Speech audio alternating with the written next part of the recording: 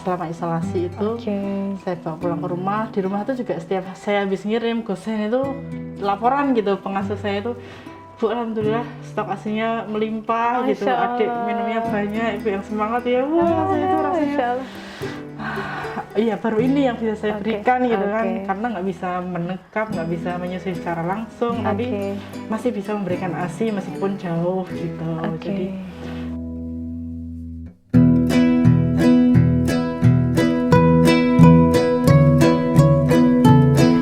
Assalamualaikum warahmatullahi wabarakatuh. Masih bersama saya Anfalia Fitri. Nah, kita lanjut nih. Kemarin kita sudah membahas tentang bagaimana ibu menyusui yang terkena COVID bersama Dr. Munifah. Nah, kali ini di part 2 ini kita akan bahas bagaimana proses laktasi yang mungkin semua menunggu, bagaimana proses pumpingnya, kemudian bagaimana sterilnya, kemudian transport untuk si kecilnya dan lain sebagainya, untuk asinya bisa sampai ke si bayi dan lain sebagainya. Kita lanjut lagi bersama Dr. Munifah. Assalamualaikum, Dok. Waalaikumsalam. Iya, kita lanjut nih, Dok, pembahasannya terkait laktasi. Nah, di sana bisa diceritakan, Dok. Kemarin kan sudah dibahas ya bahwa di shelter, kemudian mengisolasi diri selama 4 hari tambahan untuk setelah 10 hari dan lain sebagainya.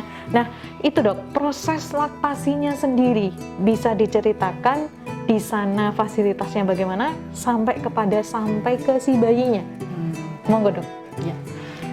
Jadi kalau untuk proses laktasi ya, jadi saya memang sejak awal itu sudah membawa perlengkapan pompa ASI, kemudian juga pemanas air ya.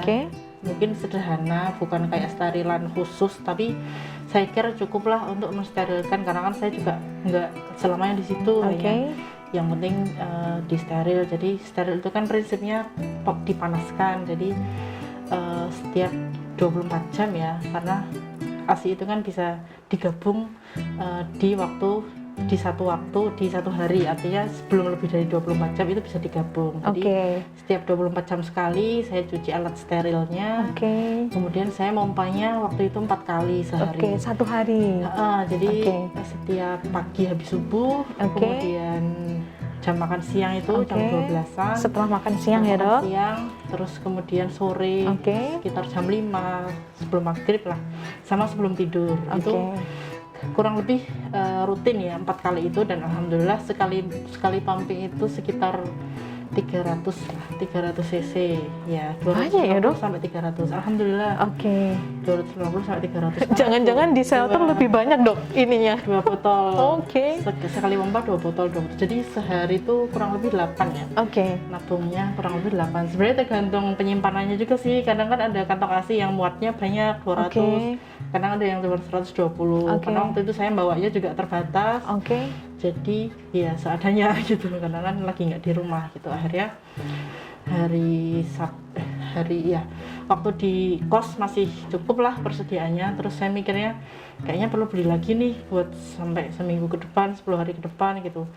Jadi waktu hari Ahad itu karena belum ada hasil ya, jadi saya masih berkeliaran ya, artinya saya masih membeli beberapa perlengkapan termasuk kantong ASI ya. Waktu itu di sebuah toko bayi di dekat sana saya beli 2 kantong ASI, kemudian perlengkapan yang sekiranya ya mendukung ya, kayak sabunnya saya udah bawa dari rumah, jadi cuma tinggal kantong ASI aja. Jadi 4 kali pompa rutin, kemudian disimpan di freezer. Kemudian waktu itu saya gosen ke rumah 2 sampai 3 hari sekali, tergantung jumlahnya gitu. Di rumah juga alhamdulillah masih banyak stok, jadi nggak terlalu menunggu dari saya gitu. Akhirnya waktu itu dari kos waktu mau ke shelter itu total kantongnya ada berapa, Dok? Waktu di kos tuh baru sekitar 20-an. Sudah 20 ya, Dok? 20 itu baru 2 hari ya, baru mau 3 hari itu. Ditambah 10 hari di shelter? Kalau 10, jadi dari kos sampai selama di kos dan di shelter itu total sekitar 70. 70 kantong ASI. Kemudian selama menggenapkan 4 hari isoman itu 30. Jadi total 100 kantong ASI Pas selama 100. isolasi. Oh, Betul. Masya Jadi Allah. hari ke-14 itu saya ingat sekali, hari ke-14 itu kan saya terus pulang.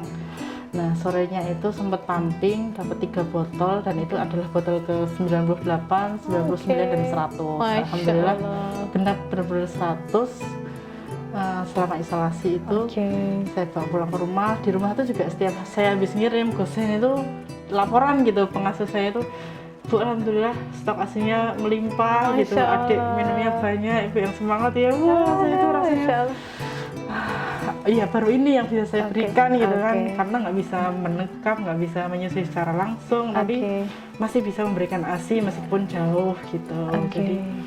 Jadi alhamdulillah tambah semangat gitu loh. Jadi booster karena lagi tahu, ya. karena tahu stok asinya alhamdulillah Banyak. adik juga minumnya banyak. Jadi alhamdulillah Semangat sembuh. jadi semangat. Iya, kadang juga video call sama anak itu tuh, iya anak-anak kan nggak tahu ya, jadi tahu yang ibu gitu. Padahal yang di sini tuh rasanya aduh pengen banget ada di situ gitu. Iya. Oke dok, berarti memang dari shelter pun juga ada yang langsung diberikan ke bayi dari hasil pumpingnya. Iya, jadi prinsipnya kan tetap yang penting untuk yang memberikan ASI kepada bayi juga yang penting pakai masker, kemudian cuci tangan sebelum memberikan ASI, terus bayinya juga alhamdulillah sehat. Alhamdulillah. Kan anak-anak juga di swab alhamdulillah negatif semua, suami juga negatif. Padahal ya kalau dipikir seerat itu gitu kontaknya kan, kita kalau di rumah sulit ya kita menjaga jarak, pakai masker, tapi alhamdulillah negatif gitu. Suami maupun anak-anak negatif semua gitu. Jadi totally 100 kantong ASI. 100 kantong ASI selama isolasi.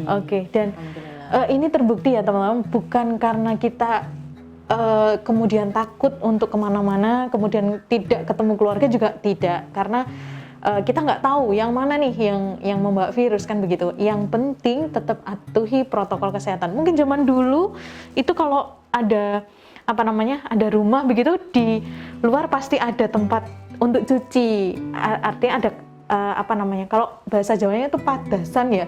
Jadi memang ada, kalau zaman dulu kan begitu ya dok, artinya dilatih untuk sebelum masuk ke rumah kita harus cuci tangan, cuci kaki dan lain sebagainya. Kalau dulu istilahnya sawan, nanti tidak kena sawan gitu. Tapi padahal untuk saat ini sawannya ya virus itu. Artinya bagaimana kita membawa kotoran yang dari luar yang sama sekali tidak terlihat, kita bersihkan terlebih dahulu sebelum ketemu dengan keluarga. Mungkin memang begitulah yang memang baik kan begitu dok.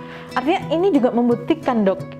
Awalnya dokter Iva, mohon maaf ya, dokter Iva ini merupakan putri dari dokter Sagiran dan dokter Mimin yang kemarin kita juga sempat bahas di podcastnya, yang waktu itu dokter Azam pernah kena COVID, itu kakaknya dari dokter Iva, dan dokter Iva merupakan orang kedua ya dok dari keluarga Bani Sagiran begitu ya dok ya, yang terkonfirm positif.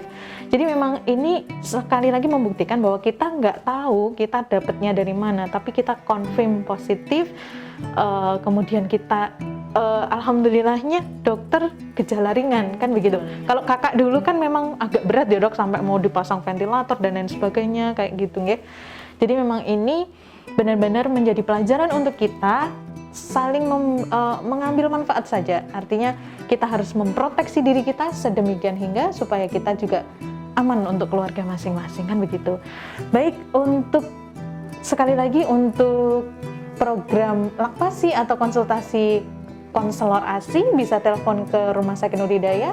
Di sana ada poli khusus untuk laktasi atau konsultasi terkait bagaimana kita menyusui dan lain sebagainya. Atau telepon terlebih dahulu di 085100 742941. Terima kasih Dokter Iva. Akhir kata tidak banyak. Semoga keluarga Dokter Iva selalu sehat, kemudian selalu bahagia, si kecil juga sehat. Ya, umur berapa dok? Saat ini 6 bulan. Oh, 6 bulan. Sudah mau makan. Iya. Sudah ada tambahan ya. Iya, nanti dikasih foto di sini ya. Namanya siapa, Dok? Namanya Azkia. Oh, Azkia. Tetap eksklusif asinya. Oh, Masya Allah. Jadi memang bukan halangan.